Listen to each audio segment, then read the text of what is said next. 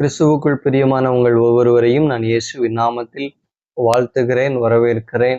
இந்த அருமையான நல்ல மாலை நேரத்திலும் உங்களோடு கூட ஒரே ஒரு வார்த்தையை நான் பகிர்ந்து கொள்ள விரும்புகிறேன். யோவான் எழுதின சுவிசேஷ புஸ்தகத்தின் 4வது அதிகாரத்தில் ஒரு சம்பவத்தை நாம் வாசிக்கிறோம். அங்கே இயேசு யூதயாவை விட்டு கலிலேயாவுக்கு புறப்பட்டு போகும்போது அவர் சமாரியா பட்டணத்தின் வழியாய் அவர் போக வேண்டியது இருந்தது. அப்போ அங்க ஒரு சம்பவம் நடக்கிறது. என்ன அப்படின்னா, ஆண்டவர் களைப்பாய் ஒரு ஒரு கிணற்றுக்கு பக்கத்துல போய் அவர் உட்கார்ந்திருக்கும் பொழுது, அங்கே பக்கத்துல இருக்கிற கிராமத்துல இருந்து ஒரு ஒரு சமாரிய ஸ்திரீ வந்து அங்கே தண்ணீர் எடுக்க வருகிறாள். அப்போ அவகிட்ட ஆண்டவர் கேட்கிறாரு, என் தாகத்துக்கு தண்ணீர் கொடு அப்படின்னு சொல்லிட்டு. அப்போ அந்த சமாரிய ஸ்திரீ சொல்றா, நீர் பார்க்க யூதராய் இருக்கிறீர், நீர் சமாரியர்களுடனே சம்பந்தம் களவாதபடியினால நீர் எப்படி என்னிடத்தில் தாகத்திற்கு தண்ணீர் தாங்க அப்படின்னு சொல்லி கேட்குறீங்கன்னு சொல்லி அவ கேட்டப்ப ஆண்டவர் சொன்னாரு, உன்னிடத்தில் கேட்கிறவர் இன்னார் என்று அறிந்தாயானால் நீ அவரிடத்தில் கேட்டிருப்பாய், அவர் உனக்கு ஜீவ தண்ணீரை கொடுத்திருப்பார் அப்படின்னு சொன்னார். அப்போ அவ ஒரு ஒரு கிண்டலா ஒரு ஒரு பதில் சொல்றா பாருங்களேன். ஆண்டவரே, இந்த கிணறு ரொம்ப ஆழமா இருக்குது, உம்மிடத்தில் மொண்டு கொள்ளுகிறதற்கு பாத்திரமும் இல்லை, அப்புறம் எப்படி அந்த ஜீவ தண்ணீரை தருவீர் அப்படின்னு சொல்லி கேட்கிறா. கேட்டுட்டு சொல்றா, இந்த கிணற்றை எங்களுக்கு கொடுத்த முற்பிதாக்கள் யாக்கோபை காட்டிலும் நீர் பெரியவரோ அப்படின்னு சொல்லி கேட்டதும் ஆண்டவர் சொல்றாரு, இந்த தண்ணீரை குடிக்கிறவனுக்கு மறுபடியும் தாகம் உண்டாகும், ஆனால் நான் கொடுக்கிற ஜீவ தண்ணீர் அவனுக்குள்ளே நித்திய காலமாய் ஊறுகிற நீரூற்றாய் இருக்கும். ஆண்டவர் எதை குறித்து இந்த ஜீவ தண்ணீரை சொல்றாரு அப்படின்னா, ஒரு தண்ணீர் ஓடுகிற ஒரு ஒரு வாய்க்காலுக்கு பக்கத்துல ஒரு மரம் இருந்துச்சு அப்படின்னா அது எப்படி நல்ல இலைகளோடு நல்ல காய் கனிகளை கொடுத்து ஒரு எல்லாருக்கும் பிரயோஜனமான மரமா இருக்குமோ, அதுபோல கர்த்தருக்குள்ள இருக்கிற ஒவ்வொரு பிள்ளைகளையும், அவரை நம்புகிற கிறிஸ்துவை விசுவாசிக்கிற ஒவ்வொரு பிள்ளைக்கும் அவர் ஜீவ தண்ணீராகிய அந்த கிருபைகளை, அபிஷேகத்தை, ஆசீர்வாதத்தை, செழிப்பை கொடுக்கும்போது நமக்கும் ஆசீர்வாதமா இருக்கிறோம், நாம் மற்றவர்களுக்கும் ஆசீர்வாதமா இருக்கிறோம். அதைத்தான் ஆண்டவர் சொன்னார், என்னிடத்தில் கேட்டு வருகிறவனுக்கு நான் ஜீவ தண்ணீரை கொடுப்பேன், அது நித்திய காலமாய் அவனுக்குள்ளே ஊறுகிற நீரூற்றாய் இருக்கும் அப்படின்னு சொல்லிட்டு.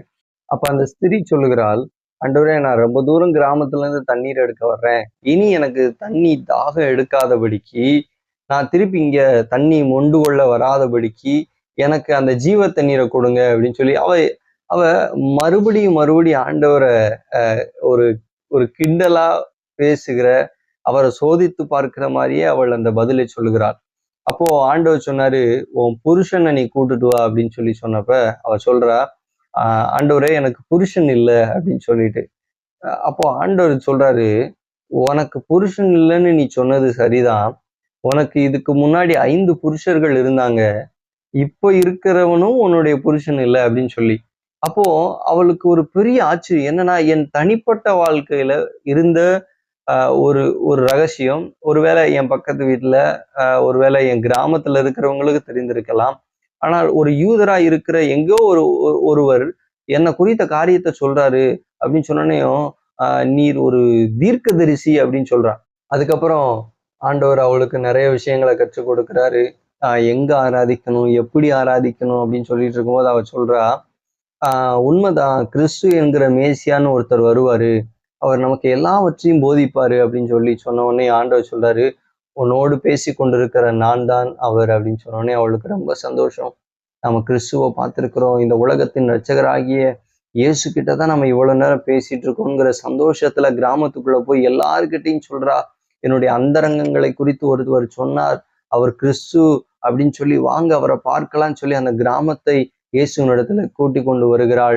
இயேசு அங்க இருக்கிற ஜனங்களுக்கு வியாதியை, குருடர்களை பார்க்க வைக்கிறார், நடக்க முடியாதவர்களை நடக்க வைக்கிறார்.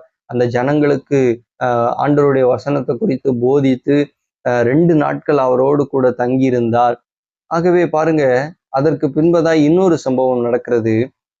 இயேசுனுடைய சீசன் பிலிப்பு அப்போஸ்தலர் புஸ்தகத்தில் 8வது அதிகாரத்தை நீங்க வாசிச்சு பார்த்தீங்க அப்படின்னா, அங்க இதே சமாரியா பட்டணத்துல அவன் போய் ஆண்டவருடைய வார்த்தையை சொல்லி அங்க இருக்கிற ஜனங்களுக்கு, வியாதியில இருக்கிறவங்களுக்கு நல்ல சுகம் கொடுத்து ஆண்டவருடைய வல்லமைய அந்த ஜனங்களுக்குள்ளே நடப்பித்ததுனால அந்த பட்டணமே சந்தோஷமா இருந்ததாம், சந்தோஷப்பட்டு களி கூர்ந்ததாம் அந்த பட்டணம். ஆகவே பிரியமான தேவ பிள்ளைகளே, அந்த ஸ்திரியோடு கூட கிணற்றுக்கு பக்கத்துல எழுப்புதலை ஆரம்பித்தவர் பிலிப்புவின் மூலமாய் அந்த கிணற்றை ஒரு நதியை போல அவருடைய ரட்சிப்பை அந்த சமாரிய பட்டணம் முழுவதையும் ஊற்றிவிட்டார். இந்த செய்தியை கேட்டுக்கொண்டிருக்கிற உங்களுடைய வாழ்க்கையிலையும் நீங்கள் எப்படிப்பட்ட பாவத்தில் இருந்தீர்கள், அல்லது நாம் எல்லாருமே எப்படிப்பட்ட பாவத்தில் இருந்தோம், ஆனாலும் கூட ஆண்டவர் அந்த பாவத்தை நமக்கு மன்னித்து ரட்சிப்பு என்கிற விலையேற பெற்ற பரிசை ஆண்டவர் நமக்கு கொடுத்து நித்திய காலமாய் நாம் ஆசீர்வதிக்கப்படக்கூடிய நீரூற்றை ஆண்டவர் நம்முடைய வாழ்க்கையில கொடுத்து ஒவ்வொரு நாளும் நம்மை சரியாய் நடத்தி கொண்டு வருகிறார். ஆகவே அப்படிப்பட்ட ஆசீர்வாதங்களை பெற்ற நாம, அப்படிப்பட்ட கிருபைகளை பெற்ற நாம, ரட்சிப்பை பெற்ற நாம, அந்த விலையேற பெற்ற பரிசை பெற்ற நாம மற்ற ஜனங்களுக்கும் அவரை குறித்து சொல்ல வேண்டியது நம்முடைய கடமையா இருக்கிறது. ஆகவே பிரியமானவர்களே, உங்களோடு கூட வேலை பார்க்கிறவங்க, உங்க பக்கத்து வீட்டுல இருக்கிறவங்க எல்லாருக்கும் இயேசுவை கிறிஸ்துவை குறித்து ஒரு வார்த்தையாவது சொல்லுங்க. அவர்களுக்காக ஜெபிங்க. அவருடைய பாடுகளுக்காக, அவங்களுடைய தேவைகளுக்காக நீங்க ஜெபிக்கும் போது ஆண்டவர் அவங்களை உங்க பக்கமாய் திருப்பி அந்த ஆத்துமாக்களை உங்க பேரில் சம்பாதிக்கும்படி அவர் உங்களுக்கு கிருபை செய்வார். தொடர்ந்து ஆண்டோடைய ஊழியத்தை நாம் அவருக்காக, அவர் உள்ளத்தை புரிந்து, அவர் பாரத்தை அறிந்து நாம் செய்வோமானால் நாம் ஆசீர்வதிக்கப்பட்டவர்களாயிருப்போம். தொடர்ந்து ஒவ்வொரு வீடியோவிலும் நான் உங்களை சந்திக்கிறேன். இயேசுவின் நாமத்தில் உங்களை நான் ஆசீர்வதிக்கிறேன். ஆமென்.